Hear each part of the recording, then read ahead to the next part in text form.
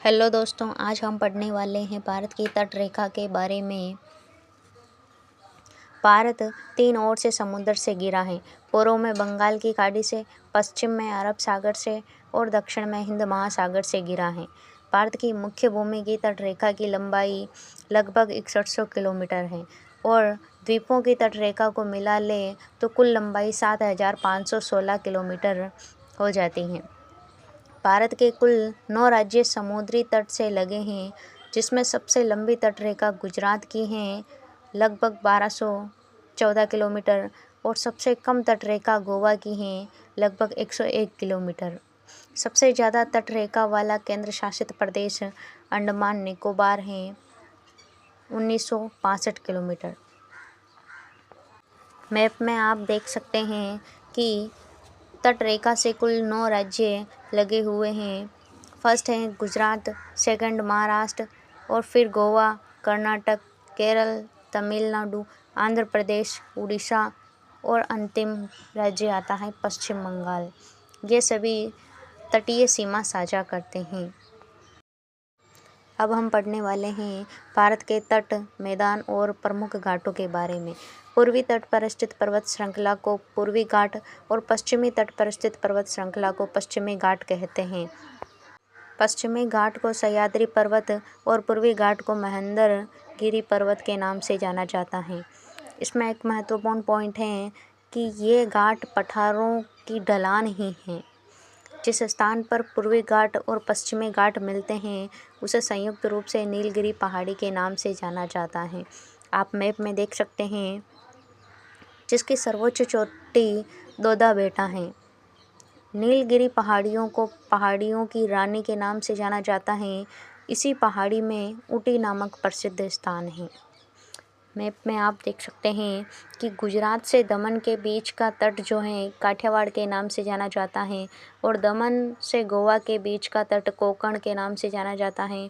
इसी प्रकार गोवा और कर्नाटक के बीच का तट केनरा तट के नाम से जाना जाता है और कर्नाटक से केरल के बीच का तट मालाबार तट के नाम से जाना जाता है।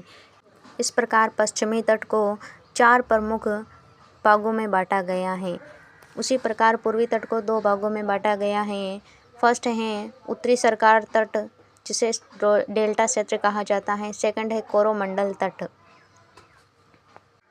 कोरोमंडल तट तमिलनाडु से आंध्र प्रदेश के बीच में स्थित है और उत्तरी सरकार तट आंध्र प्रदेश से पश्चिम बंगाल के बीच में स्थित है। पूर्वी तटीय मैदान की नदियाँ डेल्टा का निर्माण करती हैं, जबकि पश्चिमी तटीय मैदान की नदियाँ जवार नदमुख का निर्माण करती हैं। ध्यान रखिएगा, उड़ीसा के आसपास का तटीय मैदान और महानदी का डेल्टा क्षेत्र उत्कल मैदान के नाम से जाना जाता है। पूर्वी तटीय मैदान का विस्तार पश्चिमी तटीय मैदान की अपेक्षा अधिक है, जो कि कृषि दृष्टिकोण से भी ज़्यादा उपयुक्त हैं। इसलिए पूर्वी तटीय मैदान में पश्चिमी तटीय मैदान की अपेक्षा अधिक जनसंख्या देखने को मिलती हैं।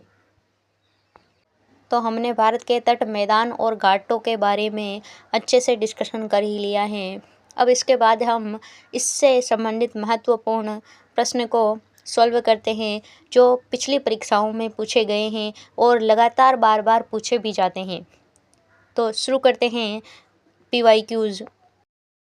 तो पहला प्रश्न है, भारत में कितने राज्य तट रेखा से लगे हैं? Option A 7, option B 8, option C 9, option D 10। तो इसमें हो जाएगा हमारा ऑप्शन नंबर सी, 9 राज्य भारत की तट रेखा से लगे हुए हैं। दूसरा क्वेश्चन है, भारत की तट रेखा की कुल लंबाई कितनी है? Option A 3500 kilometre, option B 800 kilometre, option C 6000 kilometre, option D 7500 kilometre. तो इसमें option number C 6000 kilometre right answer हो जाएगा। तीसरा क्वेश्चन है, भारत के किस राज्य का समुद्री तट सबसे अधिक लंबा है? Option A Andhra Pradesh, B Maharashtra, C Gujarat, D Tamil Nadu. तो इसमें आ जाएगा Gujarat. Option number C is right answer. चौथा प्रश्न है, निम्नलिखित में से किस तट से भारत का औसत समुद्र तल नापा जाता है? A Mumbai, B Chennai, C Cochin, D Visakhapatnam.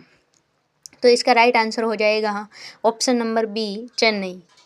Question number 5, सर्वाधिक तटीय अपरदन होता है? ए लहरों से, बी ज्वार भाटा से, सी धाराओं से, डी सुनामी लहरों से। इसका राइट आंसर होगा ऑप्शन नंबर ए, लहरों से। तमिलनाडु व आंध्र प्रदेश के तट का नाम है option number A, Coromandel, B Malabar, C उत्तरी सरकार, डी कोंकण तट। तो इसका राइट आंसर हो जाएगा ऑप्शन नंबर ए, कोरोमंडल तट। प्रश्न संख्या 7, निम्नलिखित में से किस भारतीय राज्य की समुद्र तटीय सीमा सबसे छोटी है? ए गोवा, बी केरल, सी उड़ीसा, डी पश्चिम बंगाल। तो इसका राइट आंसर होगा ऑप्शन नंबर ए, गोवा। 8वां प्रश्न है, राजस्थान के निम्नलिखित तटों में से कौन कृष्णा डेल्टा एवं कैप केमोरिन के मध्य स्थित है? ऑप्शन नंबर ए, कोरोमंडल तट, बी उत्तरी सरकार तट, सी मालाबार तट और डी कोंकण तट। इसका सही आंसर होगा कोरोमंडल तट। प्रश्न संख्या 9, निम्नलिखित में से किसे कैप केमोरिन के नाम से जाना जाता है? Option number A, Mizoram, B Kashmir, C Kanyakumari, D Gujarat. तो इसका राइट आंसर होगा ऑप्शन नंबर सी, कन्याकुमारी। आगे के प्रश्न सॉल्व करने से पहले हम थोड़ा इसके बारे में जान लेते हैं कि जो भारत की तटीय सीमा है वो कितने भागों में बटी हुई है। तो भारत की तटीय सीमा को 3 भागों में बांटा गया है। पहली है प्रादेशिक समुद्री सीमा जो लगभग 12 मील दूर तक होती हैं, और दूसरी है समीपस्थ मंडल सीमा जो 24 मील की दूरी पर स्थित होती है। भारत को इस क्षेत्र में साफ सफाई, सीमा शुल्क से लेकर वित्तीय अधिकार हैं। तीसरी आती है अनन्य आर्थिक अधिकार सीमा जो 200 मील तक होती हैं। वैज्ञानिक परीक्षण, द्वीपों के निर्माण के अधिकार होते हैं इन 200 मील के क्षेत्र में। अब इसके प्रश्न सॉल्व करते हैं। प्रश्न संख्या 10, भारत की प्रादेशिक जल सीमा समुद्र तट से कितनी समुद्री मील की दूरी तक है? ऑप्शन ए 12 मील, ऑप्शन बी 24 मील, ऑप्शन सी 111 मील, ऑप्शन डी 200 मील। तो इसका राइट आंसर होगा 12 मील। प्रश्न संख्या 11, भारत का संलग्न क्षेत्र प्रादेशिक जल सीमा के आगे कितने समुद्री मील की दूरी तक है? ऑप्शन ए 12 मील, ऑप्शन बी 24 मील, ऑप्शन सी 100 मील, ऑप्शन डी 200 मील। तो इसका राइट आंसर होगा ऑप्शन बी 24 मील। प्रश्न संख्या 12, तमिलनाडु का समुद्र तट कहलाता है? ए सरकार तट, बी कोंकण तट, सी मालाबार तट, डी कोरोमंडल तट। तो इसका राइट आंसर होगा डी कोरोमंडल तट। प्रश्न संख्या 13, निम्नलिखित में से कौन सा तट पश्चिमी तट का भाग नहीं है? ऑप्शन नंबर 1 काठियावाड़ तट, बी कोंकण तट, सी मालाबार तट, डी कोरोमंडल तट। तो इसका राइट आंसर हो जाएगा कोरोमंडल तट। ये पूर्वी तट का भाग है। प्रश्न संख्या 14, भारत का पूर्वी समुद्री तट किस नाम से जाना जाता है?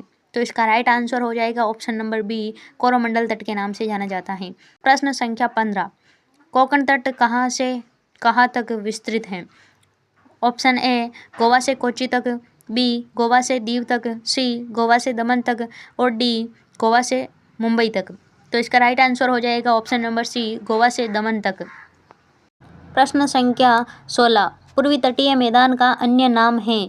ऑप्शन नंबर ए कोंकण तटीय मैदान, ऑप्शन नंबर बी मालाबार तटीय मैदान, ऑप्शन सी कोरोमंडल तटीय मैदान, ऑप्शन डी गुजरात मैदान।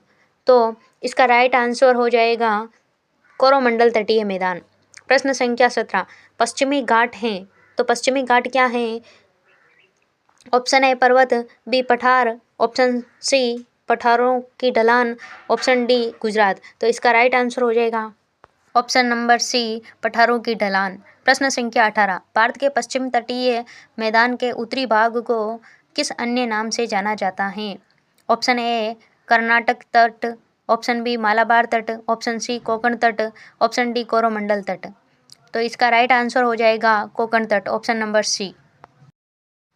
प्रश्न नंबर 19, मन्नार की खाड़ी किसके तट के साथ अवस्थित है? Option A Tamil Nadu, option B Kerala, option C Karnataka, option D Andhra Pradesh.